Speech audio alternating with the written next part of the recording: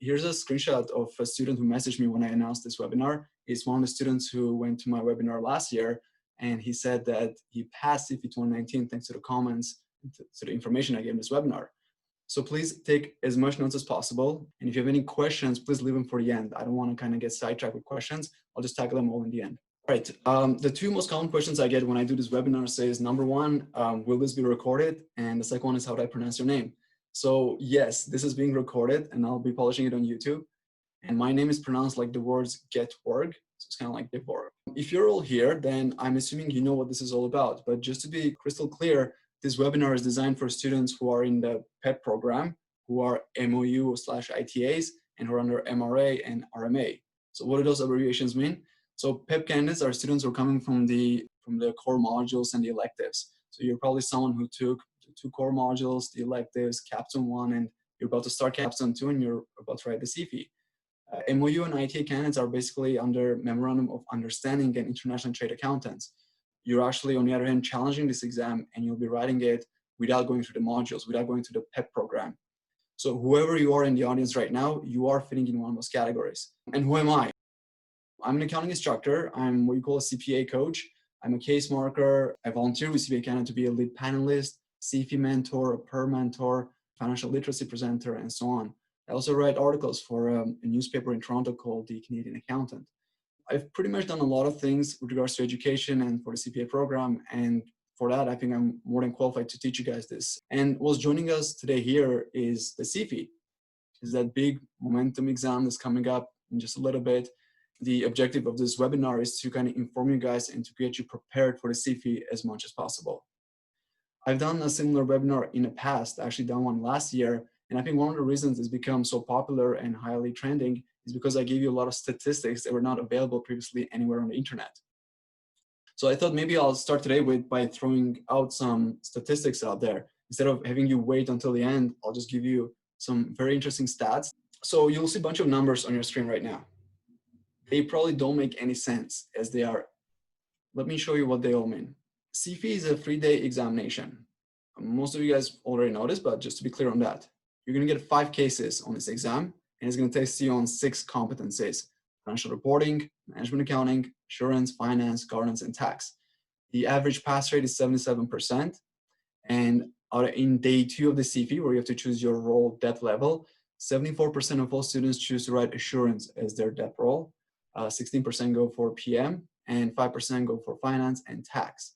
So if you're thinking, if you're on a border right now as to which depth area you should choose for day 2, probably you want to go with assurance, because there's near direct correlation between people who pass this exam, 77%, and between students who choose assurance, 74%. I've always stressed the fact that assurance is one of the easier ones to learn and master. So I highly encourage you to choose assurance if you're on the fence. But if you're somebody who is already specializing in, let's say, tax or finance, then by all means go for it. But just understand that the majority of students choose assurance as their depth area. Okay, just going down my list, so some expenses and costs for the CFE. CFE costs $1,500 to write, and the appeal fee is $725, and you only get 1 or 2 offerings per year in May and September, and you have only 3 attempts to pass this exam. So a lot of people, when they see this, they ask this question: is it worth it? Like, is it worth getting the CPA designation? I think all you guys are probably know the answer. It's a big yes.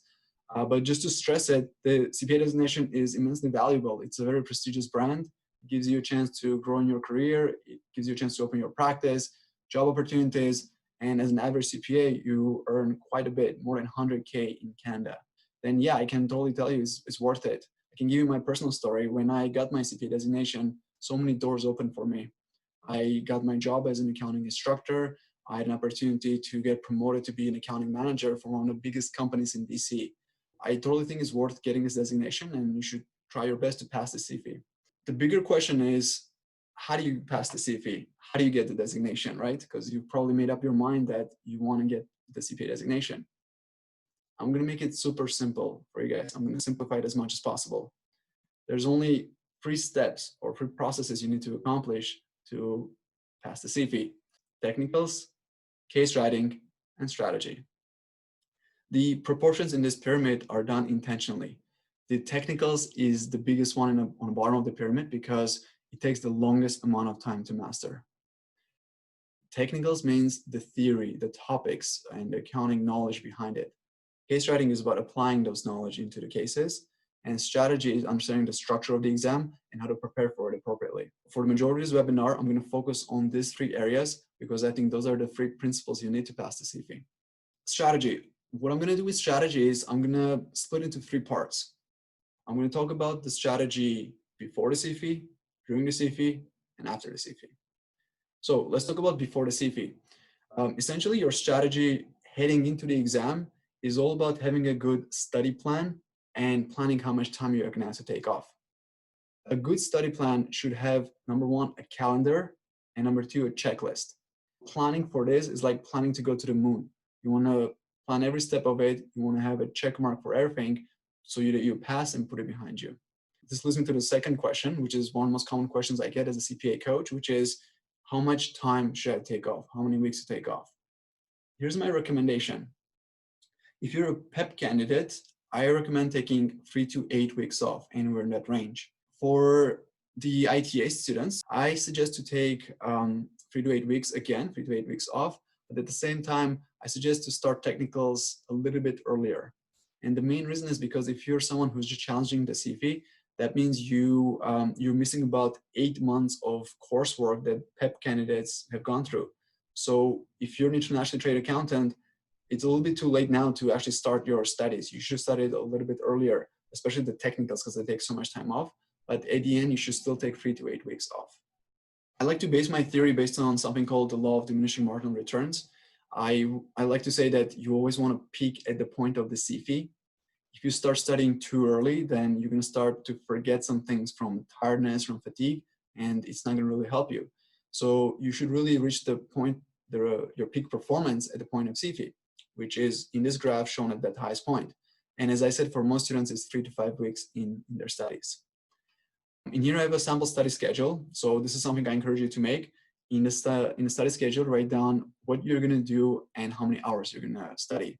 And essentially, you want to study about 8 hours a day, just like you're going to work, take your lunch break, do a couple of day 3 cases, old UFI case, then a couple more day 3 cases, a day 2 case, and so on.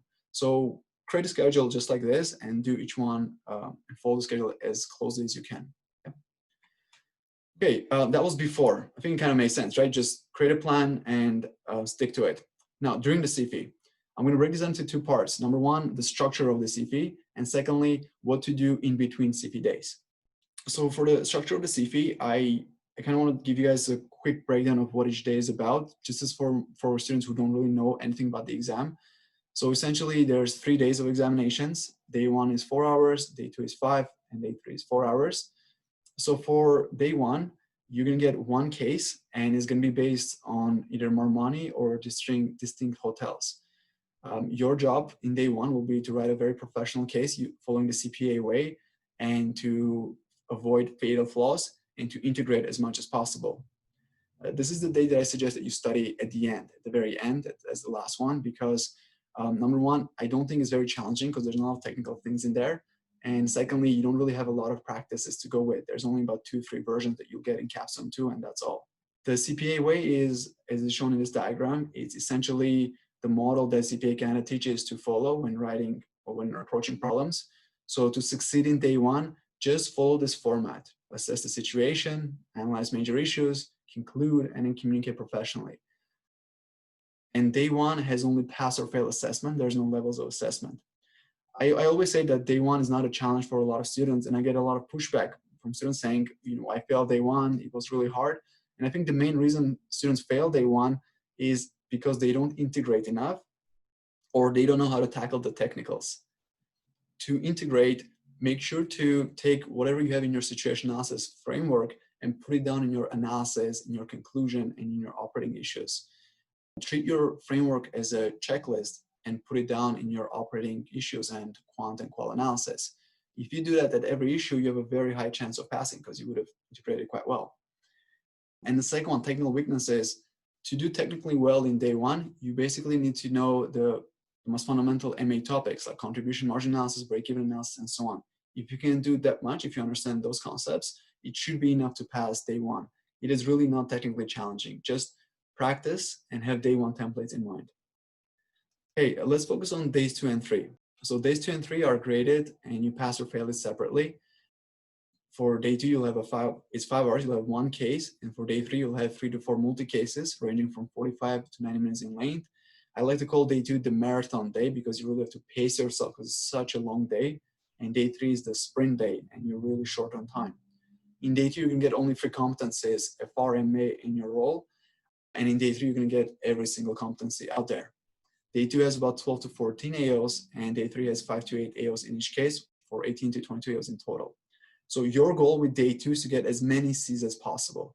To pass the CFE days 2 and 3, you have to go through this passing profile that CPA Canada publishes. This is the one that's from CPA Canada's website, but I'll show you the one that I like to present. Essentially, there's 4 levels for days 2 and 3. The level 1 is all about getting RCs and Cs in combined days 2 and 3.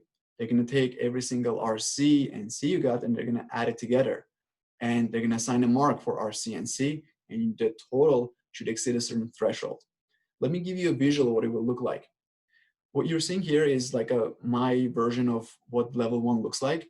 On the vertical axis, you see every single person who wrote the CFE, and you see every single AO that came up in the CFE. So essentially, they're going to take every AO that you've written, and they're going to give you a certain point for it. CD and C are worth the same mark, let's say 6 points. RC will be worth like 3 points, and NC and A will be worth 0 points. So they're going to take everybody, they're going to total the scores, and if they're going to take like a certain threshold, and everybody above the threshold is going to pass. If you don't pass through level 1, you're going to get a decile ranking, kind of like in this screenshot here. This is a screenshot from one of my students who failed CFE days 2 and 3 at level 1, and you can see it says decile ranking 3. Essentially what it means is that they didn't score enough RCs and Cs in every single AO in days 2 and 3. And decile 3 means they were pretty close to passing.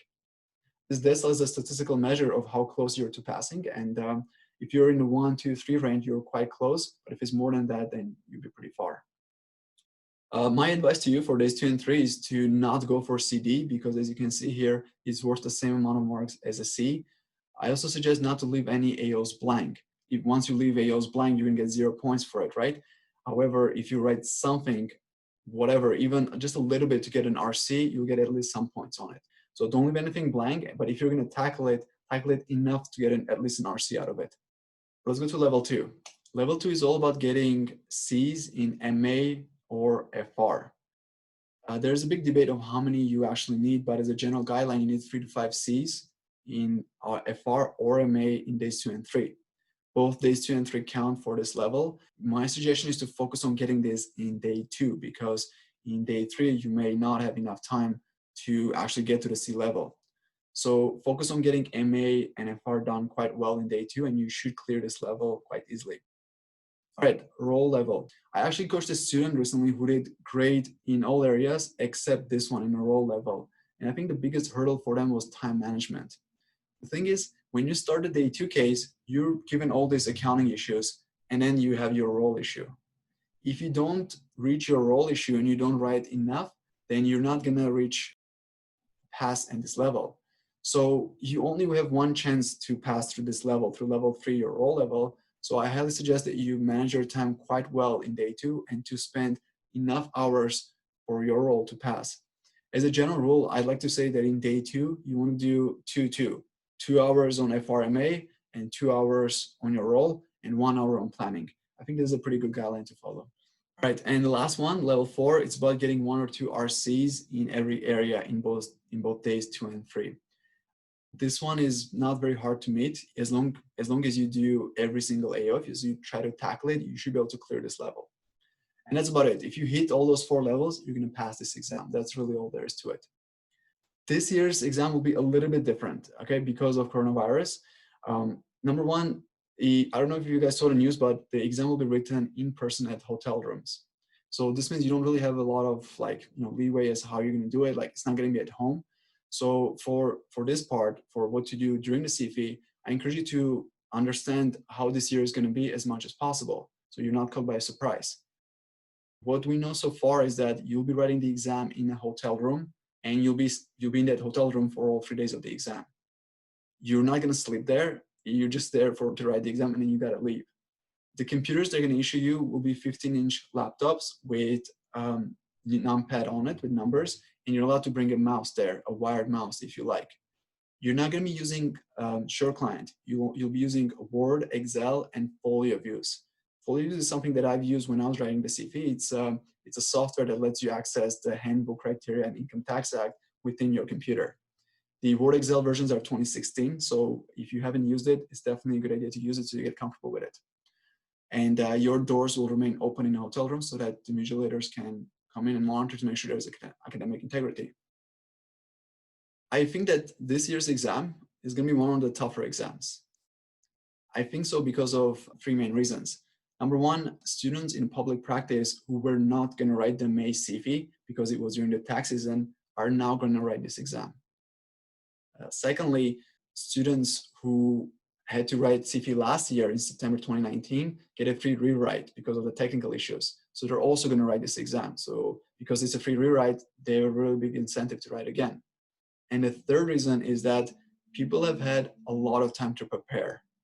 Since March, a lot of students have been working from home, or maybe they even got laid off and they were just at home. So for the last 5-6 months, every single CFE student has been trying to study as much as they can, right? Always they have the time to study. So in my opinion, this exam is going to be quite challenging for you guys because you have a lot of competition, a lot of writers, and people have had a lot of time to prepare for it. So please don't leave any margin for error. Please prepare for it as much as you can and put in an extra effort to do as well as you can. Okay, here's some statistics. I put this out last year and I've updated for this year as well. This is showing how many AOs you get for each of the days of the CFE. For 2019, we had a very consistent result compared to prior years. We had 13 AOs and on average you get 12 to 14. But what was interesting last year is that they put 3 FR issues and 3 MA issues. This is a little bit strange because in previous years, they've only put more FR issues rather than MA issues, as you can see in this graph. In the second row, you see there were 3, 5, 4, 6, 5, 5 FR issues, but not so much in MA. I don't know what my prediction will be for this year, to be honest. I don't want to take a guess. I believe it could be focused, again, more on FR and MA combination. And probably the number of AOs you'll get this year will be pretty much the same, about 13 to 14 AOs. As far as the gap competency goes, you can expect either IFRS or ASPE. It's always a coin toss which one's going to come up. It's been pretty consistent with like 2 IFRS and 2 ASPE, but don't think this is like a set pattern. Any one of them could come up this year. There's day 3 now. So day 3 was a little bit different in 2019. We had 20 AOs came up. That's actually a pretty big deal. Going from 18 to 20, 2 more AOs, and let's say you're spending like 10 minutes per AO, that means you were challenged more as far as time goes this year or in 2019. I suggest to focus on time management for day 3 this year. My prediction is that you're going to get a lot of AOs from one required. So it'll be like multiple issues in one required. I made out a video out in YouTube on how to address multiple secondary issues. I'm going to put a link for it in the corner later on. But when you see your requireds in day 3 this year, expect it for it to flow into multiple AOs. And for that reason, you have to manage your time better, or you have to be faster than prior years, okay? As far as the layout goes of what issues came up, like FR, MA, and so on, it's been pretty consistent with the last years. You again have a mix of FR, MA, and all other competencies. So it's been pretty consistent as in last years. Here's a new graph. This is the duration of day 3 cases. What you're seeing here is the 3 cases that come up in day 3 and the number of minutes each one was. Actually, what you'll notice here is that in 2019, 18, and 17, the first case was always 90 minutes. It's kind of weird, right? Why is it the first case always longer than the other 2? I think it's because of something what's called a time trap. I didn't really invent that term, but I like that term. What I've seen, the trend that I've seen with students is that when you get to day 3 and you start doing the first case, you end up spending so much time in the first case that you end up basically falling behind cases 2 and 3. You don't really have time to tackle those cases. When you go to write your exam this year, try to move quickly and try to get to the 3rd case. I think the AOs will be a little bit easier, and I think it will be shorter cases you can see in this graph, so you'll probably get more out of it. And remember, as you saw in the level 1 passing profile, every single AO gives you the same numerical point. So why would you want to waste time on a really difficult AO and leave like an easy one blank? So get to it, go as quickly as you can and go to the last third case. I decided to make a prediction of what I think is going to come up this year. Number one, to study for this exam, you should figure out what came up in previous exams and study those topics. That's the first rule. As a second rule, you want to study all the new technical competencies. CPA Canada really likes to test on new competencies because they're fresh, not a lot of people know about it, and it just keeps coming up on the cases. So here's my prediction of what are some issues that are going to come up this year in 2020. For financial reporting, I think it's going to be a bit of a mix of IFRS 15, 16, or 9. It could be either or they'll come up. I can guarantee you that in day 2 for FR, you're probably going to get a very, very complex issue. And it's probably going to be a very complex IFRS 15 revenue recognition issue because it just keeps coming up every year. So I encourage you to do multiple examples of IFRS 15 and 16 and 9 cases so that you know all the scenarios, you can prepare for it. You can sort of hedge your bets. Something new that also came out recently was the special reports, the CSA 3530 and 3531, which are attestation engagement and direct engagements. These are new concepts. They replace the old special reports. And special reports do come up on a CFE quite often. So please be familiar with the assurance level of this report, how to analyze it, how to recommend it, because it's very likely that it will come up. And I've already kind of hinted on it, but I think one required is going to stem into multiple AOs. So time management is going to be way more important this year than in any other year before. Well, after the CFE, I recommend to quickly debrief of what you wrote down, just in case you fail the exam, and I really hope nobody here fails, so that you can sort of understand where you went wrong, so you can make a judgment call if you should appeal it or not. So definitely debrief. After each day, just debrief what happened, we did right, we did wrong, so that later, if you need to, you can come back to your notes. And then just put it out of your mind. Take a break, relax, and just don't think about it too much. All right, so this was a strategy component. We just put a tick mark in one of them. We got a lot more to cover. Just a quick summary of what we covered in strategy was, number one, the structure of the exam, days 1, 2, 3, how you should study for it by creating a study plan, aiming for C's in day 2 or C's in day 3, and kind of understanding how the exam is marked and what you need to do every day. Like in day 2, you need to write in a lot of detail, while in day 3, you got to go pretty quickly. Let's look at technicals now. And as I said, technicals takes a lot of time to learn. I think it's the most time consuming. So this is something you really want to be comfortable with. CPA Canada has taken every accounting topic out there and is split into 6 competencies, which are FR, MA, assurance, finance, governance, and tax. You can choose to study pretty much every topic that's in the CPA competency map, but that's a little bit too much. There's literally hundreds and hundreds of topics out there, and it's a little bit unrealistic to study all of them. So I suggest to stick to core topics that keep coming up over and over and over again. The strategies for success for technicals is to use the ebook as your main study resource, to know what to focus on, and to find your learning style. And essentially a learning style is when you're reading the ebook, how do you take notes? Sort of how do you catalog that information? You can create summary pages, you can create flashcards, or you can create memory aids. I strongly suggest to stick to the ebook for technicals. I think it's the best resource to prepare for this exam. And I suggest to start early. And it's really hard to write a case without having solid technicals first.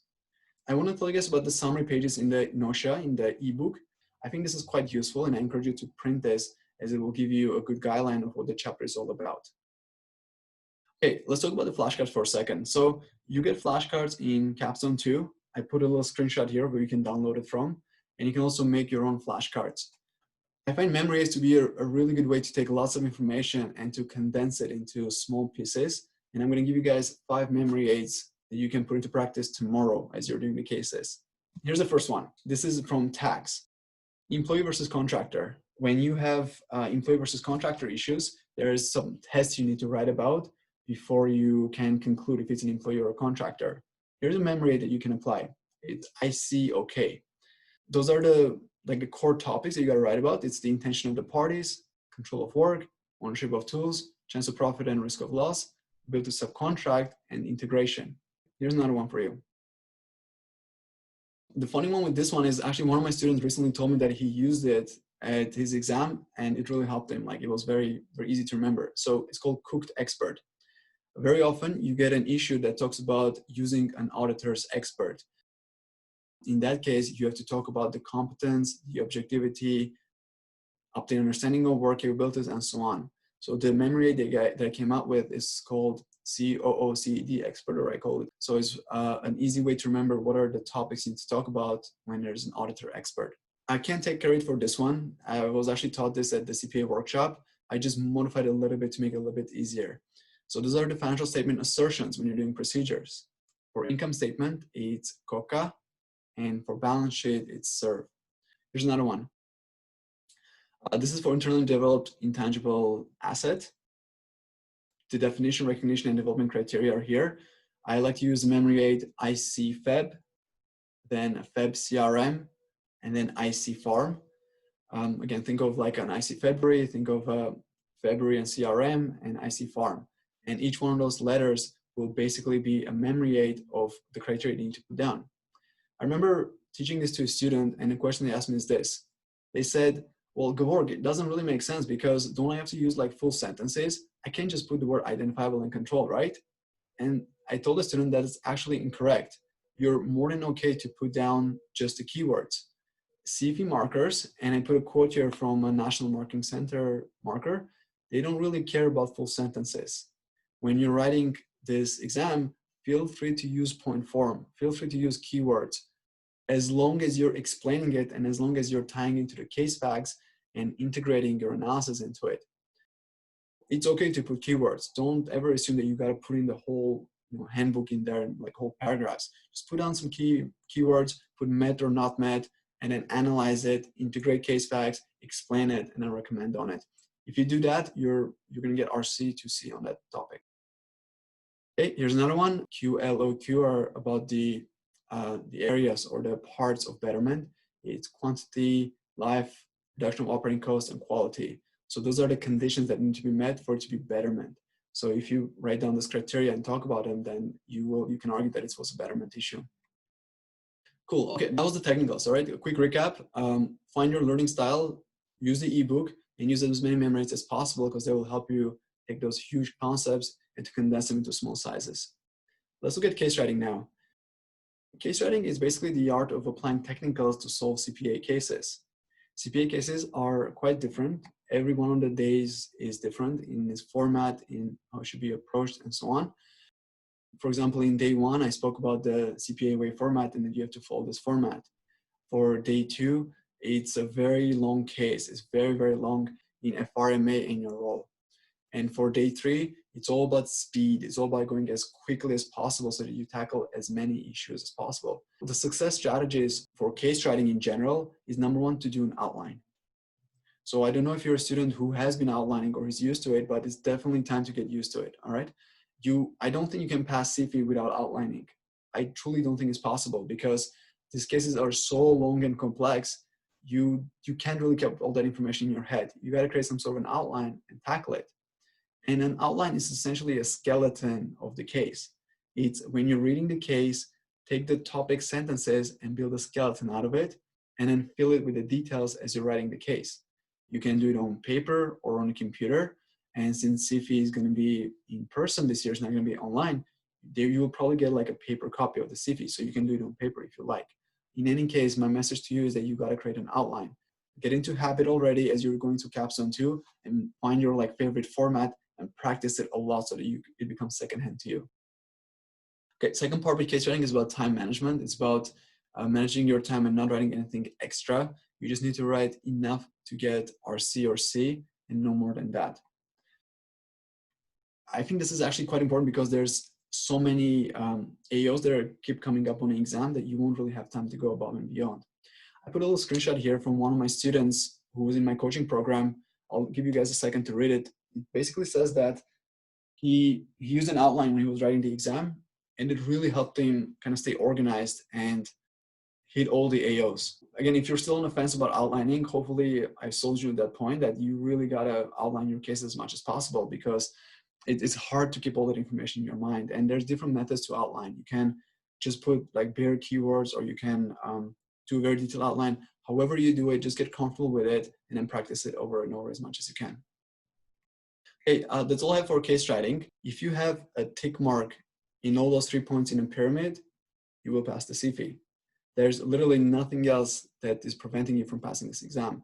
If you have solid strategy, you know technicals, and you can write cases, and assuming your personal life is in order, like you can take time off, you don't have like, some family errands to attend to, and you can like focus on studying for the CFE, there's really no reason not to pass this exam. The pass rate is quite high. And from my experience, from all the students I've spoken with, I've coached with, it is really one of those things that they're weak at that cause them to fail this exam. So, so here are your strategies, and those are the steps to go through. Now, if you need additional support, I'll give you guys a couple of options. If you feel that you don't have enough sort of time or knowledge to do it yourself, you can procure both paid and free support services to help you pass this exam. On the free side, you can find a study partner. You can find a study partner in Facebook by making a post. You can seek a mentor, and mentors are usually assigned to students who work in relatively big companies, for example, public practice. A mentor is somebody who will sit down for you and help you understand the case, the exam, and the cases and techniques, and help you learn it. You can also watch videos on YouTube, like on my channel. You can search up in Reddit. There's lots of good topics in Reddit. And you can go to CPA Canada's website where there are past exams and mock exams that you can practice with. So you have plenty of free resources. If you want to go for premium help, if you want to actually pay for help to sort of guarantee that, or not really guarantee, but increase your chances as much as possible to pass, you can hire a tutor, you can sign up for a coaching program, or you can go with a prep school. And essentially, tutors are available on CPA Canada's website. I believe they call it a tutor portal. I know it because I was a registered tutor with CPA Canada, and a tutor will sit down with you and help you understand the topics to the best of their abilities. So tutors are existing CPAs who want to help you, and they charge you per hour to understand the topics. Prep schools are basically relatively larger organizations with about a dozen staff who have like teams of markers. They usually work with big audit companies, and they again coach you on passing the exam. The difference between a tutor and prep school is that prep schools have video lessons, and they have their own supplemental sort of cases and practice drills to help you practice as much as possible. And a coaching program is sort of something that I've created. It's like a niche that I've created. It's basically a combination of tutoring and prep schools, because you get the personalized experience of a tutor, but at the same time, you get video lessons and supplemental drills and practice cases and so on. And yeah, those are the two options. So having said that, I want to tell you guys a little bit about my program, which I call the CFE Review.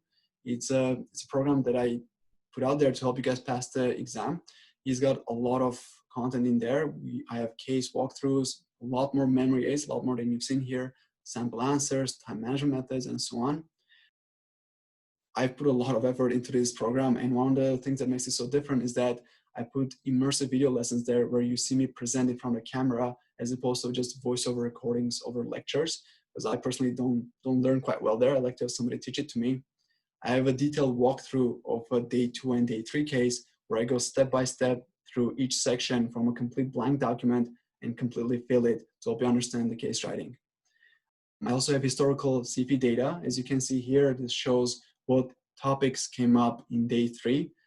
For example, in 2019, you have leases and POs and so on. This will really help you focus your studies and to really like hone in on the topics that come up more and more often. We also have some templates. You can use the templates that I provide as cookie cutters to write your cases. I have templates for days 2 and 3 for day 1, and I give you basically a format to use for pretty much every topic that may come your way. You can learn more about my program by going to my website, GevorgCPA.com. All right, so in conclusion, I encourage you to apply the resources and knowledge that you learn here to pass the CFE, and I encourage you to start preparing as soon as possible, because as I said, in my opinion, this exam is going to be quite difficult. I think there's going to be a lot of competition and a lot of technical issues there to tackle, very hard technical issues. So you want to commit to success, and if you really commit to it, then you have a pretty good chance of passing this exam. If you want to get in touch with me, you can reach out to me at these 2 links here. You can go to my website. You can just shoot me an email. Feel free to contact me whenever you want. Any questions, I'm going to address them right now. Okay, the question about the CFE review course, is it structured or all self-study? So it's a mix of both, Renee. You get like online video lessons where you can watch yourself and go through it. And then on top of that, you have free coaching with me. You get one-on-one coaching with me where you learn, you can ask me questions, and we go through the process together. So as I said, my program is coaching program. It's not a prep school. where you get a personalized coach and you get to watch video lessons, video lectures, and supplemental practice drills. So it's a mix of both. Do you coach only assurance or do you coach other areas? So my program is tailored for assurance and PM roles. It's useful if you're in finance and tax, but it's tailored more for students in assurance and PM. But I do coach students in all areas. Is your online course enough to prepare for the CFE? I totally think so.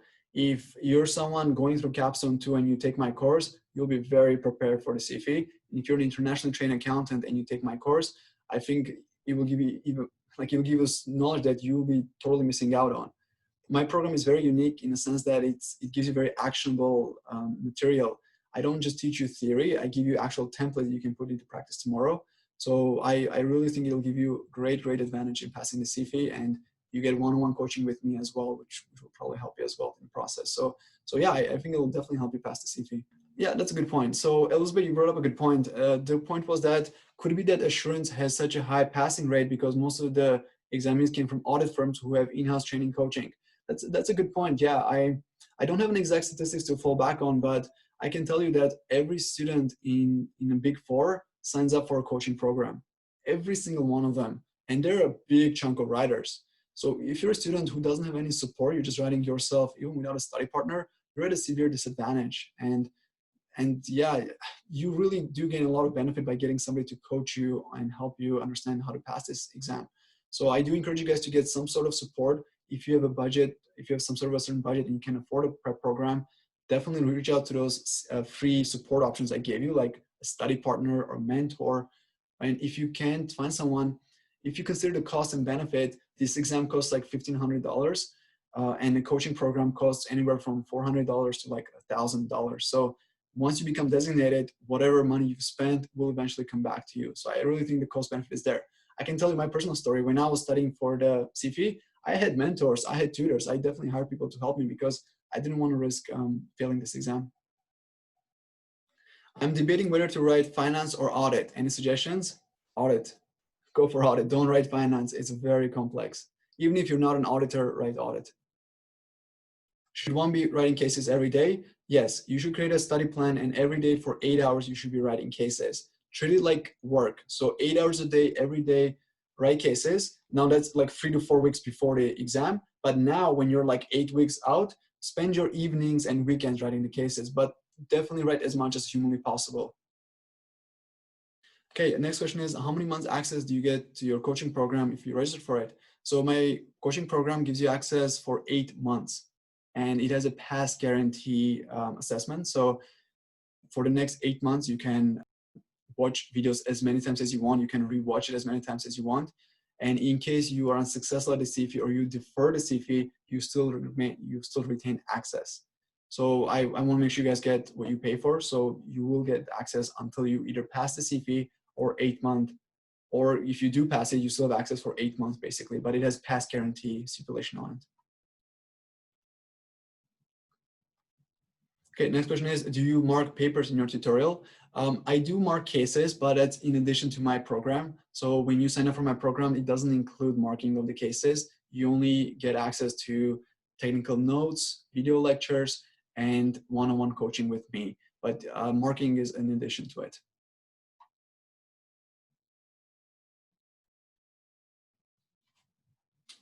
Yeah, okay, so next question is, you mentioned previously that there are like a lot of past CFE cases. There's like 16 day 3 cases and 82 cases. Is there like a list naming those cases? Yeah, I do have a list. It's part of my program. In my program, in the study plan, I give out a checklist, and the checklist has a name of every single case, the time, and also has a list of all topics that came up in those cases so that you can like check mark it. So it is available, but it's part of my program. Please check it out if you want to get access to that. If you want to do it yourself manually, you have to go through every single case and extract that information, which may take you days and days to do. If I don't write assurance PM, will your course help me pass the CFE? I think it will help you, yes. You're only going to miss about 2 to 3 videos, which are very specialized for assurance and PM roles. Those are like walkthroughs to a case, but you will still get day 1, day 3, statistics, past data. So I think my course will definitely help you get ready for the CFE because it's only specialized for assurance and PM as far as like outlining and writing cases, but you will also learn how to do day 1, day 2. so day 1, day 3, and also how to approach a day 2 case. So it's definitely still useful to you. And by the way, I also have finance and tax historical data in my course, so you get access to that as well. I'm already taking another course, which is expensive. Would you still suggest enrolling in your course? I totally think you should. My course is unique.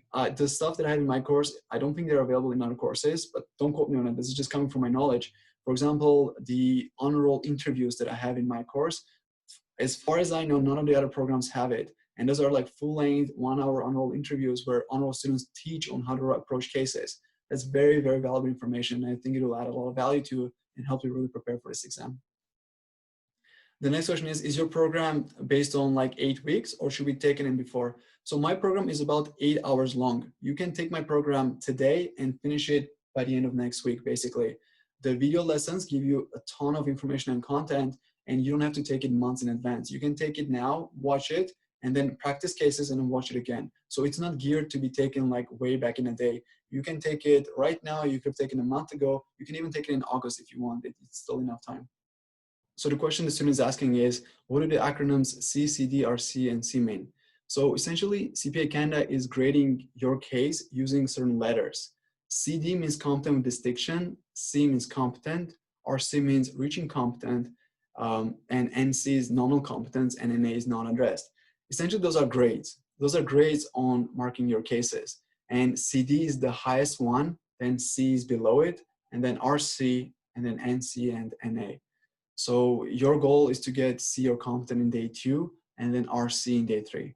So think of it as like a grading system that CPA Canada uses to give you grades. Okay, second question is, would it make sense to write cases 2 and 3 first in day 3? Okay, that's a very interesting question. So I guess you're kind of preluding to that graph I showed you where day 1, so the first case was always like longer than the others. To be honest, I don't think it makes sense to do it, no, because if you budget your time appropriately, then you will get to cases 2 and 3. I don't think it's a good idea to just jump back and forth all the time because you may confuse yourself. So for day 3, do it in the same order as you see the cases. Just budget your time as appropriately as you can, just to give you a chance to tackle cases 2 and 3. Okay, the next question is it good to practice PEP cases while going through technical knowledge, or should we just focus on sample CP cases? The PEP cases are essentially from, I guess, from electives and course. I think that's what you mean by PEP. I think you should focus on the CP cases. So CV cases are fundamentally different than PEP cases. But as a first step, I would put it my goal to do every single CV case, at least one round, go through every single one of them. And then if you have extra time, by all means, go and do the other ones. Okay, a question about the memory aids. It's do you have a webinar on memory aids or a book for that matter? So the memory aids are part of my coaching program, the CFE review. I don't have a webinar on it. If you are interested in more memory aids, please check out my program. It's packed with memory aids in there, but I don't have like a special webinar where I just teach memory aids. Okay, for ITA students, should we first start with CPA past papers to understand how the exams and answers are required, and then work with the gaps? If you're an internationally trained student, number one, understand the CFE structure. Like understand how CFE is marked and what you need to pass it. And secondly, work on your technical knowledge. You know that pyramid graph I showed you? It's in that order. You want to get technicals, you want to understand case writing, and then you need a strategy. If you build those blocks one by one, you will pass it. So I don't think you should start with past CPA cases. I think you should first understand how to kind of study for this exam, how to write cases, just like a general topic, and then do the CPA cases as a way to practice the skill. Okay, the next question is, do you know what percentage of people who write PM pass? I wish I knew that. Sorry, I don't know that. That statistic is not really given out. Yeah, I just know that 77% of students like pass in general, and that majority of students are in assurance.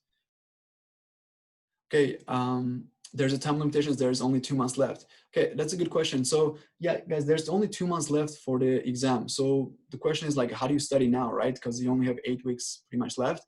Like at this point, you should have a good technical knowledge. And at this point, you should really be doing cases as much as possible. If you're still struggling and you don't know how to write cases or you don't know how to approach the exam, then you should get supplemental help. If you want to look at those free resources I listed out there, maybe check out some YouTube videos, get a study partner who can help you kind of catch up. Or if you feel really behind, then consider signing up for programs such as mine, where you can, my program is 8 hours long, and in 8 hours, you learn how to exactly approach every single one of those cases. So there are 2 months left, but I don't think that's too little. If you have decent technical knowledge right now, that should be enough to get you prepared for the exam, because 8 weeks is plenty actually to do all the cases. You're only behind on technicals if you start studying now. Okay, the next question is, you're mentioning assurance is easy, but 74% of writers are choosing assurance. Doesn't it make it more competitive? At the end of the day, like, people who pass this exam is based on like their performance compared to the overall average. Like, for example, for level 1, it's from all AOs out there, right? Okay, are the CFE cases provided by Capstone 2 enough, or should we do more external old UFI cases? Okay, that's a really good question. So I think so in Capstone 2, you can get about 25 cases. That's all CFE cases in the past 5 years. I think that's quite useful. I think you should do all the UFI cases, but only if you have the time for it. If you've taken like 8 weeks off, I think that's more than enough to go through all Capstone 2 cases and then give you additional time to do UFI cases. Just watch out, because UFI cases are not updated. Most of the stuff there has changed over the years, so you may have to pick and choose the good ones and study those. I personally like to teach only with the CFE cases. I think that's just enough to practice for it. So go for UFI only if you have really a lot of time in your hands. Okay, any tips on how to debrief? So to debrief, it's a really interesting question. So there's different ways. There's different ways to debrief. I think what you should do is, number one, attempt it yourself, and then put your attempt in front of you, and then look at the solution and the feedback guide. So step 1, take your attempt and compare it to the feedback guide and figure out what AOs come from it. And find out, number 1, if you caught all the AOs. Once you've identified if you found all the AOs, then look at the solution and see what the perfect answer looks like. And then create like a summary page for yourself of what are the most important topics. So what are the most important like takeaways from this case?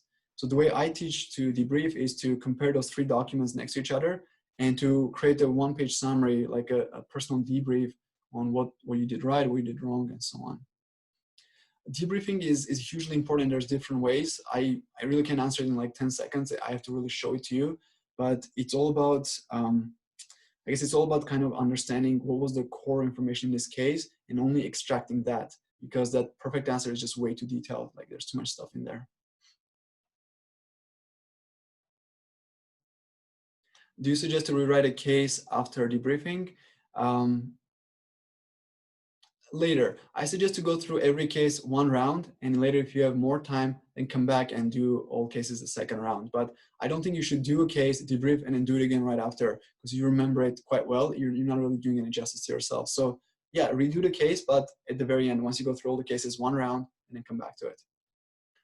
Is there any way to get narrowed down from competency map for your role? Yeah, like, I guess you want to know what are the topics in your role that come up from the competency map, right? Go with the flashcards. If you're someone in Capstone 2, check out the flashcards in there and see what are the topics. Those are basically the narrowed down topics of what is likely to come up on your role. Other than that, look at the past CFE cases and what came up for your role, and those are the ones that are more likely to come up. This is for everybody in the room. Don't look at the competency map. Honestly, like, put it away. That document is way too detailed and you don't really have time to sift through all the pages. Instead, just focus on the actual past exams and extract information from there. That's more likely of what will come up this year, and that should be your main study resource. I think every chapter in an ebook is important. I don't think there's any useless chapters in an ebook. You should cover every one of those chapters at some level so that you understand it. There are some chapters that will never come up on cases, that's possible, but I really think you should cover pretty much every topic out there in the ebook. And if you can, if you want to really zero in and kind of focus only on certain topics, I have a checklist that I provide as part of my program. It has a list of all topics that come up over and over. So if you like to sign up, you'll get access to that checklist and it will help you kind of focus your areas in those topics. Okay, next question is, why should I spend time budgeting time when it's just an estimate of how long it would take to write each AO? So time budgeting is crucial. It's not really a waste of time because it takes you like 1 minute to budget your time. When you budget your time, you're pretty much guaranteeing that you're gonna tackle the issue in the allotted amount of time. Let me give you an example. let's say it's day 3 and you have 3 cases to write, right? You read the first case, you found all the AOs, and you put down on a paper AO 1, 2, 3, 4, and whatever. And then you put down like, I don't know, like 9 a.m. till 9:15, 9:15 to 9:20, and so on. You write like the time budget. Essentially what you've done is you've taken that big case and you've divided into smaller problems. So when you reach your time limit and you're not finished with the case, you can move on pretty quickly. That's the advantage of time budgeting. It kind of pushes you to move forward when you're stuck on an issue.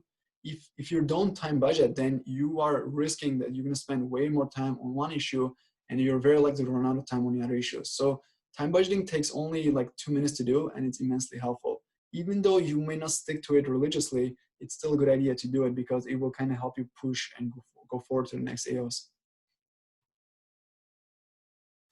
How many previous cases we should practice for day 1, 2, and 3? So practice every single past CFE case.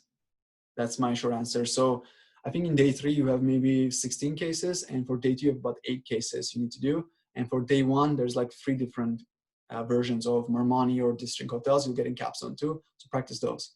So in total you'll probably practice like 25 to 30 cases in total. That's your like rough number.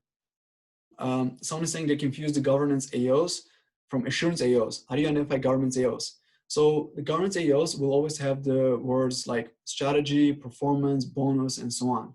So go to the ebook and check out the chapters on governance. Those are the topics that are governance related. Assurance is quite different. Assurance will have topics around risk, procedures, audit plan memo, and so on. So for governments, just consider anything that has to do with strategy, with operations, and the business.